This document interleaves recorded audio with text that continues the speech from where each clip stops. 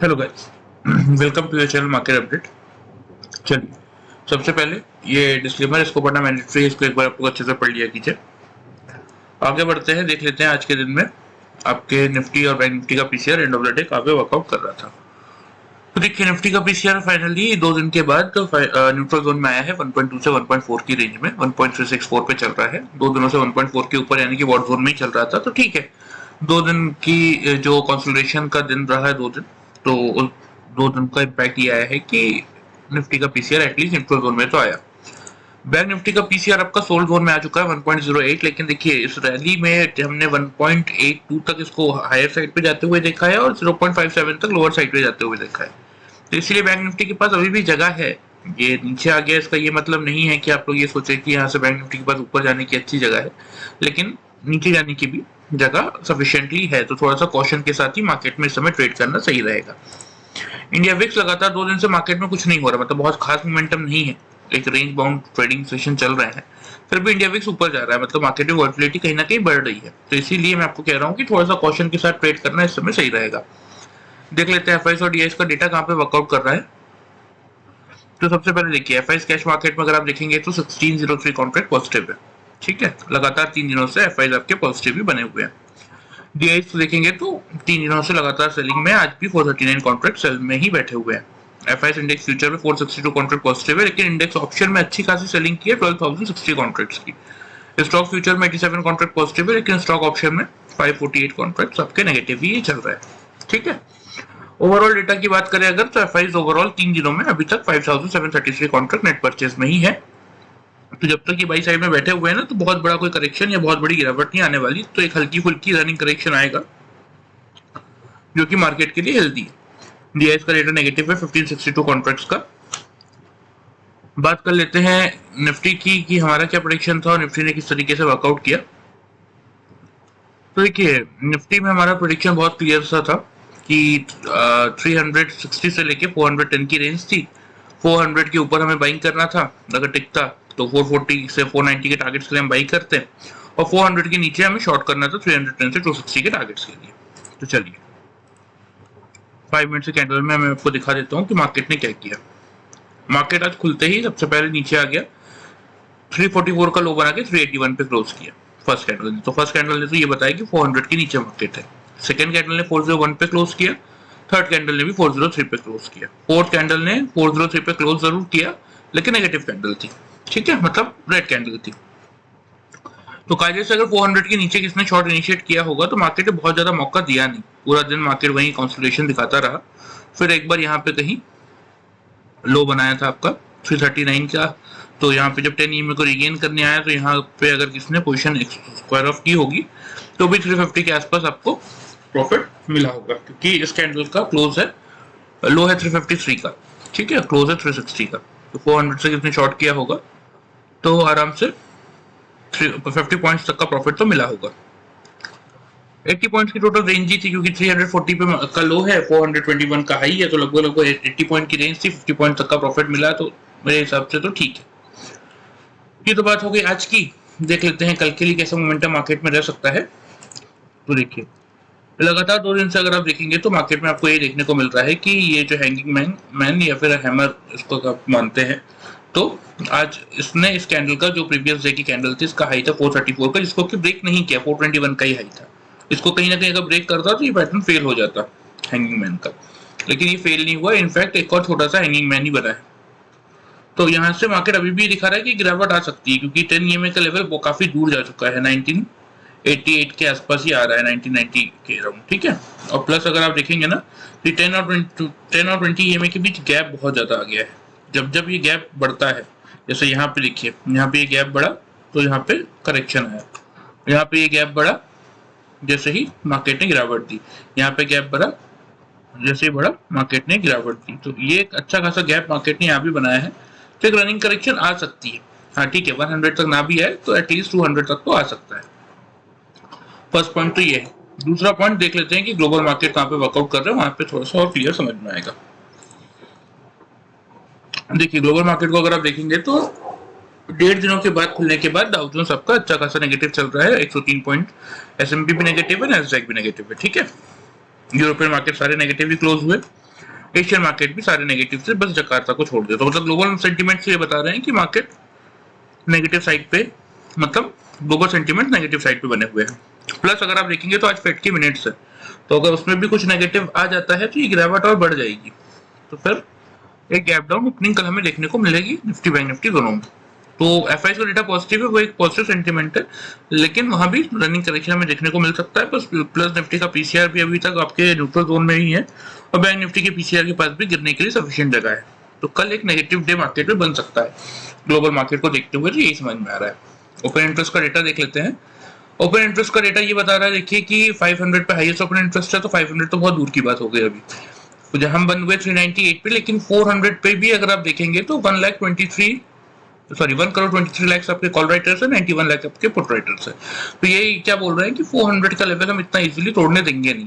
तो अगर market gap down खुलेगा, उसके बाद अगर 400 के पास जाएगा तो ये वॉल्यूम और इंक्रीज हो जाएगा। तो मतलब कल 400 एक रेजिस्टेंस का काम करेगा मार्केट में।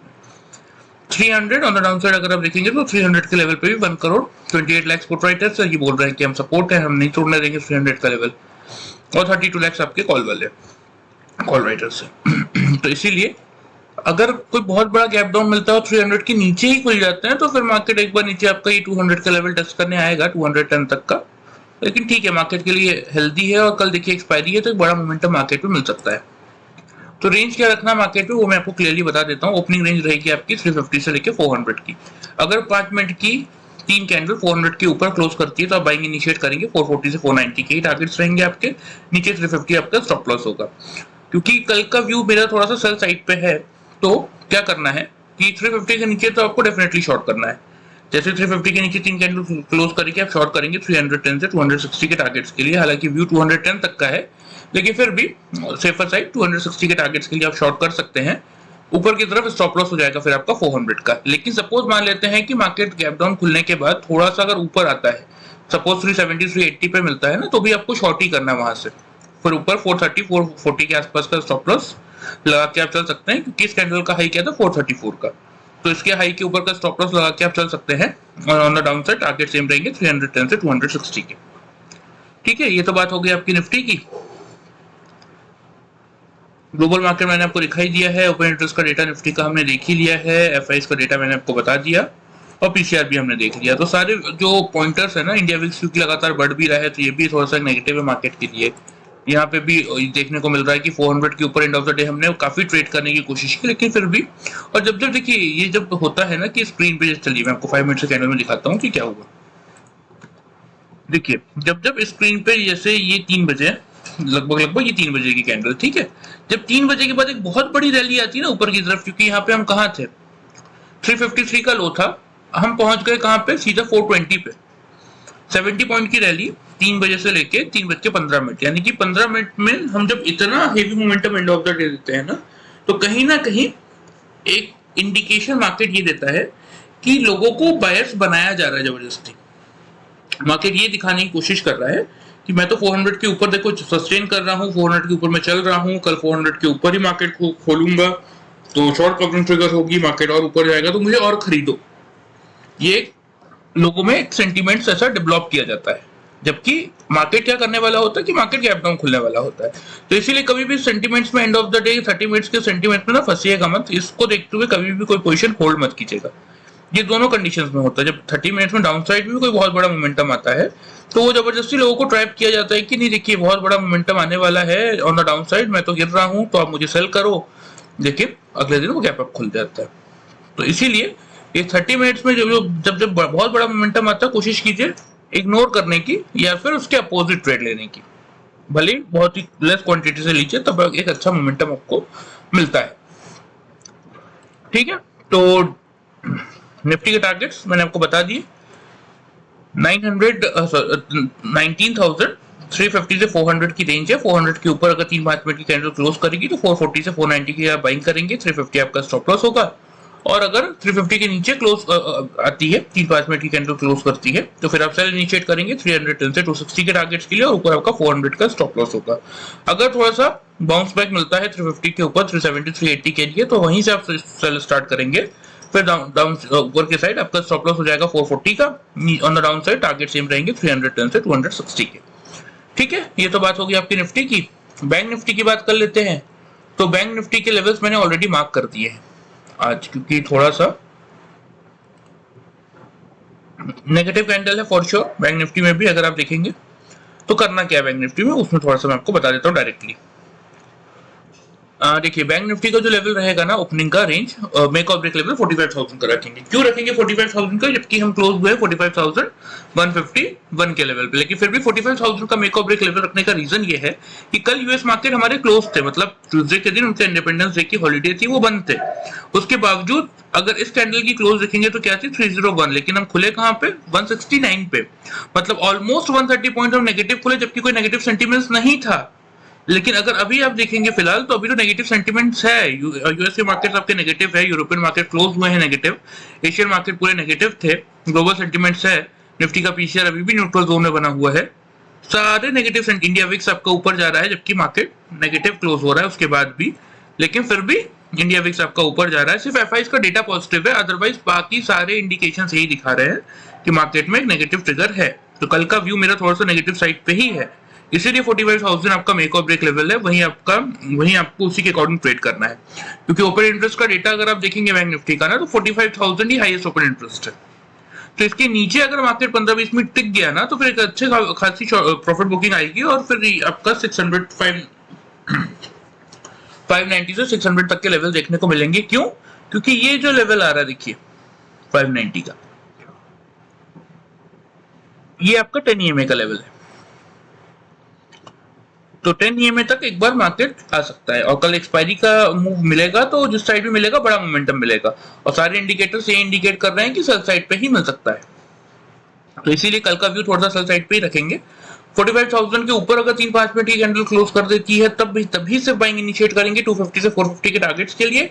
ऑन द डाउन साइड आपका स्टॉप लॉस हो जाएगा 860 का, ठीक है, 44,860 का स्टॉप लॉस के साथ फिर आप बाइंग इनिशिएट कर सकते हैं। लेकिन अगर 45,000 के नीचे 3-5 मिनट की कैंडल क्लोज करती है तो फिर फर्स्ट टारगेट आपका होगा, आप सेल इनिशिएट करेंगे 45,000 से, फर्स्ट टारगेट होगा आपका 44,800 का, सेकंड टारगेट होगा 44,590 का, और on the upside stop loss हो जाएगा आपका 45,140 का। क्लियर है? 140 पॉइंट्स का स्टॉप लॉस के साथ आप सेल इनिशिएट कर सकते हैं।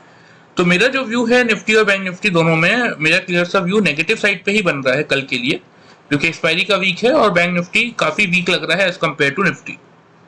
तो इसीलिए थोड़ा सा प्रिकॉशन के साथ ही काम कीजिएगा, तो स्टॉप लॉस ट्रेल करते जाइएगा, तो आपको एक अच्छा बेनिफिट मिल सकता है।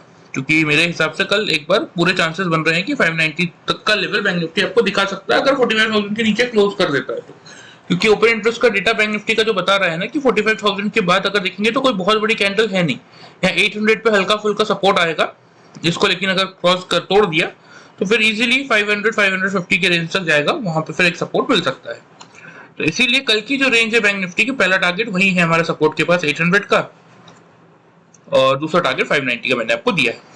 ऑन द अपसाइड 250 का टारगेट देने का रीजन ये है कि यहाँ पे अगर आप देखेंगे तो 300 पे सबसे पहले रेजिस्टेंस का काम कर रहा है, 43 लाख कॉल वाले हैं, 15 लाख पुट वाले हैं, 45,500 पे 45 लाख कॉल वाले, ओनली 7 लाख पुट वाले। तो ये 300 से 500 की रेंज आपकी रेजिस्टेंस की रेंज है। तो इसीलिए on the upside bank Nifty में मैंने आपको टारगेट पहला 250 का ही दिया है। अगर 40, वो भी तब जब 45,000 के ऊपर 5 मिनट के 3 कैंडल क्लोज करेंगे और आप इनिशिएट करेंगे तब, जिसके चांसेस मुझे तो काफी कम लग रहे हैं। तो कल का व्यू थोड़ा सा नेगेटिव साइड पे रखते हैं, मार्केट में करेक्शन ड्यू है काफी टाइम से, तो वो आ भी जाएगा तो कोई दिक्कत नहीं है। इवन अगर देखेंगे आप तो देखिए इस लेवल को जब बैंक निफ्टी ने पार किया था ना आपका, तो इस कैंडल का आपका लो क्या था 163 का, सॉरी हाई क्या था 508 का, इसका हाई क्या था, इसका मतलब ओपनिंग प्राइस 666 की थी और लो क्या था 447 का। तो इसमें आप मान सकते हैं कि इन्होंने चलिए फिर भी 508 का हाई और यहाँ पे 447 का लो, तो इसने गैप नहीं छोड़ा। लेकिन यहाँ पे क्लियरली आपको गैप देखने को मिल रहा है, ये क्या है लेवल 44,787 का हाई है और यहाँ पे लो है 44,882 का, तो यहाँ क्लियरली एक गैप है। तो एटलीस्ट 700 तक इस गैप को फुलफिल करने तो आएगा ही आएगा, तो आराम से आपको 700 टू 590 तक के टारगेट फिर मिल जाएंगे। क्योंकि जैसे कि मैं आपको कह रहा हूँ एक्सपायरी का मूव आएगा, तो अगर 45,000 का लेवल टूटा और एक बार 800 के नीचे के बैंक निफ्टी सस्टेन करना स्टार्ट किया ना, तो फिर लोग क्या करेंगे, सिंपल सा लॉजिक है कि यहाँ पे जो पुट राइटर्स है रिस्क पे आएंगे कहीं ना कहीं, प्रॉफिट क्या कहते हैं अपना लॉस बुक करेंगे या तो पोजीशन स्क्वायर ऑफ करेंगे, तो एक बड़ा मूव इनिशिएट होगा जिसमें आपको यहाँ तक के लेवल 590 तक के टारगेट्स आराम से बैंक निफ्टी में आते हुए दिखेंगे। चलिए, मेरे हिसाब से मैंने आपको निफ्टी और बैंक निफ्टी के लेवल्स, निफ्टी बैंक निफ्टी के पीसीआर, इंडिया विक्स, आपके ग्लोबल मार्केट्स और ओपन इंटरेस्ट का डेटा और एफआईज का डेटा पूरी तरीके से अच्छे से समझा दिया है। फिर भी कोई डाउट हो एक बार कमेंट करके आप पूछ सकते हैं, कोशिश करूंगा टाइमली आंसर करने की। वीडियो पसंद है, चैनल को फॉलो और सब्सक्राइब कर सकते हैं, वीडियो को लाइक कर सकते हैं। Thank you very much guys.